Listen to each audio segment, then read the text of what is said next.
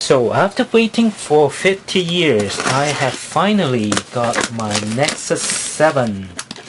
And let's just see how does it work.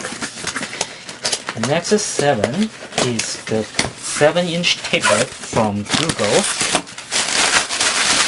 It's made by Asus, and this is the box there.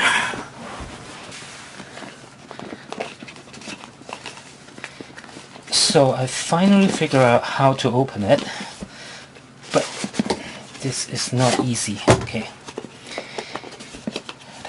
And then there's a seal in here. Let me just cut that open.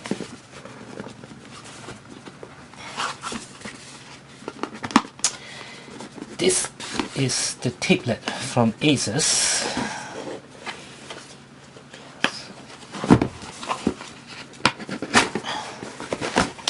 Okay. So this is the Nexus 7. As you can see, it comes in black. And it also comes with the box is there's something in the box. I think that would be the menu. Yep, that's the menu. And there's the charger. This little charger obviously is for North America. And there will be a USB cable. As expected, the USB cable is pretty short, but that should be enough for charging the device. And other than that, the box is pretty much empty. So let us just turn it on to see what we have in here. The power button is here, as indicated. And okay, great. This is turning on for the first time. Let's just remove the trim wrap. Okay. And you would say welcome. And then I think it will say my name. So it will so after signing in, it will ask you to join Google Plus, which I promptly say no. So this is the backup option. I chose yes. So it will ask you whether you want to use Google location. I also say yes. Setup complete. Congratulations. And then I got $25 as well as the free movie, The Transformer.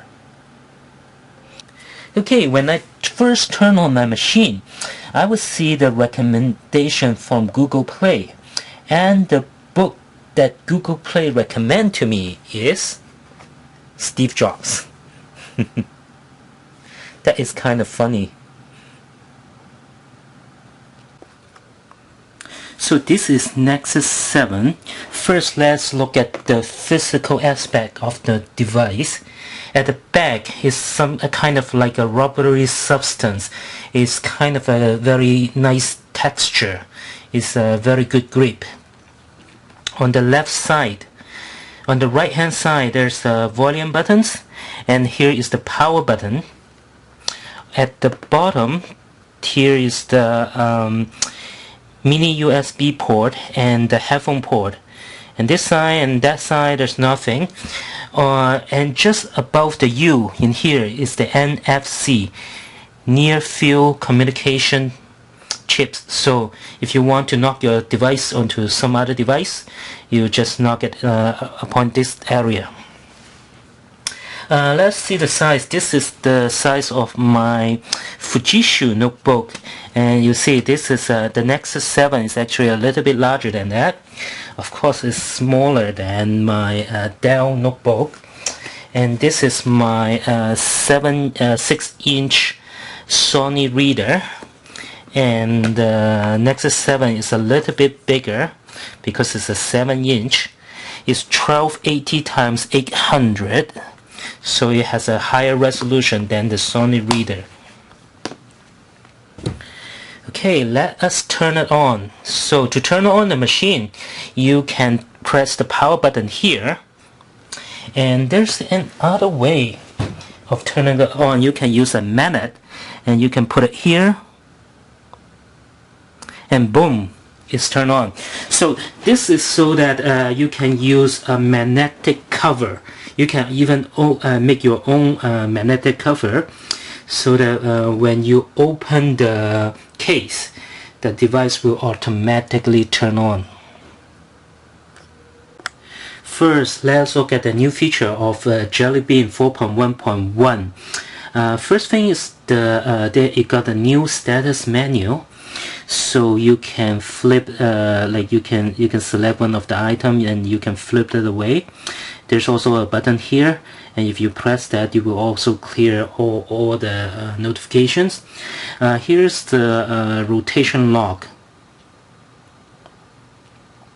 So if you press there, then you will not rotate automatically. Here's the button for settings. So if you click here, you will go to the setting menu. Different from the gingerbread version of the Android is that all the physical button is gone. It has three new buttons, and one is the back, the home button, and the multitasking button. If you press it, you will show you a list, and then you can actually if you slide it, you can actually clear the list. One thing about the home screen is that it does not rotate by itself. So it doesn't matter which orientation you put it, it's always vertical. There's this workaround for that. You can download your own launchers. Like you can use ADW launcher, and then you can have a horizontal screen if you want. But unfortunately, most of the new launcher is not compatible with Jelly Bean yet, so we might need to wait for a while if you want to use the horizontal screen. I find it a little bit inconvenient, but still usable for the vertical screen. The application drawer. So right now the widgets and the application drawer, they are on the same place. So you click here for the apps and click here for the a widget. The problem for the widgets is you have to flip a lot of page before you can find the widget you want. For the apps, if you want to add the app to there, you can just hold it here and then drag and drop it here. And if you want to remove it, you just from here and then drag it to the top of the screen. If you want to uninstall the app, you can drag it from here and then click here to the drag it to the uninstall menu you see in here. Or you can, if you drag it here, you will show the application information. Google has the Project Butter, which is to make Jelly Bean as smooth as butter, and you find that it is pretty much as smooth as an iPad. And you have to remember that it is running the live wallpaper and also the a lot of widgets in there, so that it actually do more than iPad when it's doing this kind of screen switching. So when people say that Android always stutter and iPad is very smooth, it's not comparing Apple with Apple, because Android is doing much more in the background and on the widget. Right now it supports folders, so you can drag and drop the icon directly to the folders. The other thing you can do with the icon is when you long press it and then you flip it, you can actually flip it to the next screen. It has 5 screens. You can scroll, so 2 by left and 2 on the right hand side. It has a new program called Google Current, which is pretty neat. It's like an RSS reader. It displays the headlines on the top, and if you click on one of the RSS feed that you have subscribed, that you will just display your image.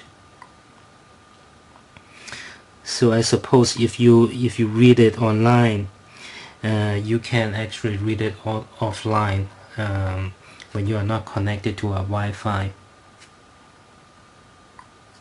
If you want to transfer file to your PC, you can simply connect it to the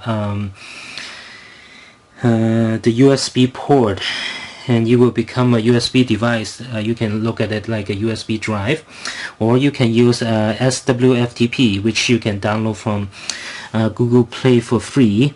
The other utility you can use is called Wi-Fi Explorer, and then you can download your file through Wi-Fi. It has 7 icons on the deck, so you can drag and drop it just like regular desktop icons. The 16 gig version only have about 13 gigs available. So, and if you order the 8 gig version, it only have like 5 gig available. So be careful of how much to plan how much memory you need, because you would use some of the memory for the internal applications. And that's all for the Nexus 7 review, and hope it is helpful for you.